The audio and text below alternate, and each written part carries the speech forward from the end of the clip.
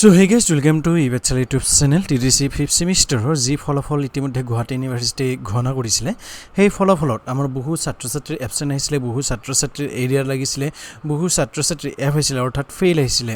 ইয়াৰ ওপৰত এখন আজি গুৱাহাটী ইউনিভাৰ্সিটি প্ৰেছ ৰিলিজ দিছে, গতিকে তাৰ ওপৰত আজি আমি এই ভিডিঅ'টোত আলোচনা কৰিব বিচাৰিছোঁ। আশা কৰিছোঁ আপোনালোকক এই ভিডিঅ'টোৱে কিছু পৰিমাণে হ'লেও উপকৃত কৰিব। কিন্তু ভিডিঅ'টোৰ আগলৈকে যোৱাৰ আগত যদিহে আপোনালোকে এতিয়ালৈকে ইউটিউব চেনেলটো ছাবস্ক্ৰাইব কৰা নাই তেতিয়াহ'লে অনুগ্ৰহ কৰি আপোনালোকে ইউটিউব চেনেলটো ছাবস্ক্ৰাইব কৰি ল'ব। চাওক, বৰ্তমান আপোনালোকে ডিসপ্লে দেখি আছে, এইটো হৈছে গুৱাহাটী ইউনিভাৰ্সিটিৰ অফিচিয়েল ৱেবছাইট। ইয়াত যদি আহিলেই ইয়াত আপোনালোকৰ প্ৰেছ ৰিলিজ বুলি এটা অপশ্যন আপোনালোকে ইয়াত দেখিব। ইয়াত জাষ্ট আপোনালোকে ক্লিক কৰিব। ক্লিক কৰাৰ পিছত আপোনালোকৰ আগত এনেকুৱা ধৰণৰ এখন নোটিফিকেশ্যন হ'ল হ'ব। আপোনালোকে দেখিছে এইটো আপোনালোকৰ ওপেন হৈ আছে এখন নোটিফিকেশ্যন। ইয়াত আপোনালোকৰ প্ৰেছ ৰিলিজ আছে। ইয়াত এতিয়া চাওক, এই যে নোটিছ আছে, নোটিছখনত আপোনালোকৰ প্ৰথমতে এইখিনি কথাই কৈছে যে August 2, 2022, it is for general information of all concerned that some students of 5-6 colleges affiliated to Guwahati University have come to protest against the result of 5th semester undergraduate examination to the Guwahati University campus without any prior information. On being inquiry about the matter, it has come to light that while some of the students have erred in some of the papers, majority of them have failed in the examination.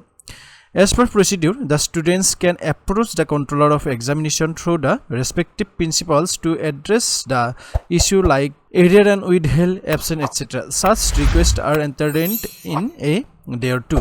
অৰ্থাৎ প্ৰথমতে মই প্ৰথম দফাত কি কৈছে সেইটো আপোনালোকৰ লগত অলপ আলোচনা কৰিলোঁ। এইখিনি ইয়াত আপোনালোকে কৈছে যে 2 আগষ্টৰ তাৰিখে গুৱাহাটী ইউনিভাৰ্সিটিৰ অধীনত থকা কেইখনমান এফিলিয়েটেড কলেজৰ ইয়াত আপোনালোকে 5ৰ পৰা 6খনমান হ'ব বুলি কৈছে।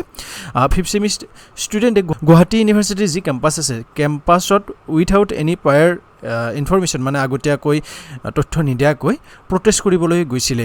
আৰু যেতিয়া গুৱাহাটী ইউনিভাৰ্সিটিয়ে কিয় প্ৰটেষ্ট কৰিব গৈছে ষ্টুডেণ্টখিনিয়ে সেই ইনফৰমেশ্যনটো কালেক্ট কৰিছিলে, তেতিয়া তেওঁলোকে গম পাইছে যে তাৰে কিছু সংখ্যক ষ্টুডেণ্টৰ আপোনালোকৰ এৰিয়াৰ লাগিছে। এৰিয়াৰ মানে আপোনালোকৰ এবচেণ্ট আহিছে বা কিবা এনেকুৱা আহিছে। আৰু মেজৰিটি যি ষ্টুডেণ্ট আছে, মেজৰিটি ষ্টুডেণ্টে সেই যি পৰীক্ষা আছিলে অৰ্থাৎ TDC 5th সেমিষ্টাৰৰ যি পৰীক্ষা আছিলে সেই পৰীক্ষাত আপোনালোকৰ ফেইল কৰিছিলে, অৰ্থাৎ তেওঁলোকে পাছ কৰিবলৈ সক্ষম হোৱা নাছিলে।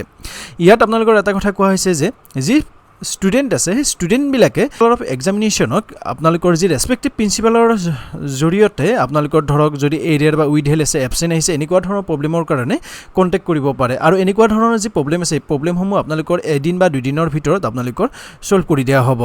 ইয়াতে মই আপোনালোকক এটা কথা ক'ব বিচাৰিছোঁ যে যিখিনি ষ্টুডেণ্টৰ ফেইল আহিছে তেওঁলোকে ৰিইভালুৱেশ্যন কৰিব লাগিব, যাৰ ওপৰত মই ভিডিঅ' বনাইছোঁ, আপোনালোকে আই বাটনত দি দিছোঁ, আপোনালোকে চাব। আপোনালোকে প্ৰটেষ্ট কৰিলে নহ'ব, আপোনালোকে ৰিইভালুৱেশ্যনৰ কাৰণে এপ্লাই কৰিব লাগিব।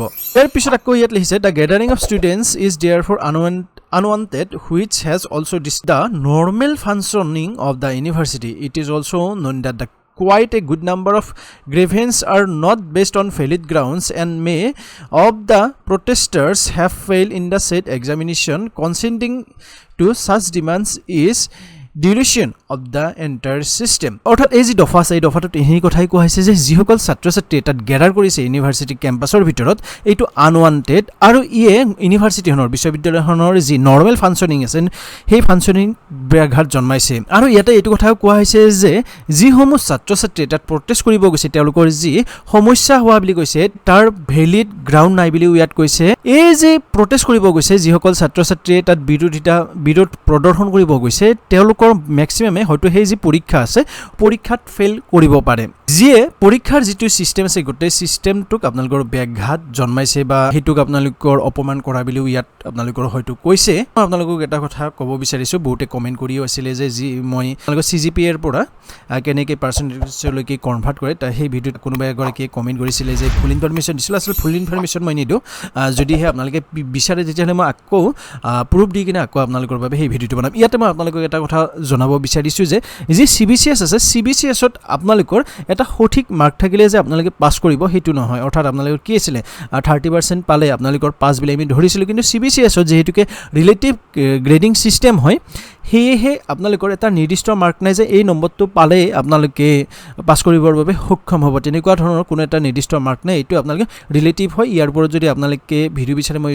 খুব ধুনীয়াকৈ আপোনালোকক বুজাই দিম যে ৰিলেটিভ গ্ৰেডিং ছিষ্টেম যিটো আছে সেইটোত আপোনালোকক আচলতে কেনেকৈ নম্বৰ দিয়া হয়, তাৰ বাবে আপোনালোকে কমেণ্ট কৰি জনাবলৈ নাপাহৰিব। কিন্তু ইনফৰমেশ্যন দিয়াৰ আগত আপোনালোকক এটা অনুৰোধ জনাওঁ যে যদিহে আপোনালোকে এতিয়ালৈকে মোক ইনষ্টাগ্ৰামত ফ'ল' কৰে নাই তেতিয়াহ'লে ইনষ্টাগ্ৰাম আইডি আপোনালোকে বৰ্তমান ডিছপ্লেত দেখি আছে লগতে ডিছক্ৰিপশ্যন বক্সতো লিংক দিয়া আছে আপোনালোকে অনুগ্ৰহ কৰি মোক ফ'ল' কৰিব যদিহে কিবা প্ৰশ্ন আছে এইবোৰ মই যিমান দূৰ পাৰোঁ উত্তৰ দিবৰ বাবে চেষ্টা কৰিম যদিও বা মই এইকেইদিন অলপ কমকৈ এক্টিভ হৈছোঁ কাৰণ বিভিন্ন ধৰণৰ অলপ সমস্যা হৈ আছে পিছত গতিকে এতিয়া হওক নটিছখনত আকৌ কি কৈছে সেইটো আমি চাই লওঁ ইয়াত লিখিছে তাৰপিছত লিখিছে therefore all are requested to approach the university as by procedure only অৰ্থাৎ যি প্ৰচিডিউৰ আছে প্ৰচিডিউৰ মতে ষ্টুডেণ্টখিনিক এপ্ৰ'চ কৰিবৰ বাবে অনুৰোধ জনাইছে গুৱাহাটী ইউনিভাৰ্চিটিক it is also' that all grievance of the students will be resolved within 1 week অৰ্থাৎ ছাত্ৰ ছাত্ৰীসকলৰ যি কমপ্লেইন আছে যি তেওঁলোকৰ সমস্যা আছে সকলোবিলাক সমস্যাই এসপ্তাহৰ ভিতৰত ক্লিয়াৰ কৰি দিয়া হ'ব all principals are requested to forward the grievances of the students to the controller of examination GO principal আছে এফিলিয়েটেড কলেজসমূহৰ সকলোবিলাক প্ৰিন্সিপালকে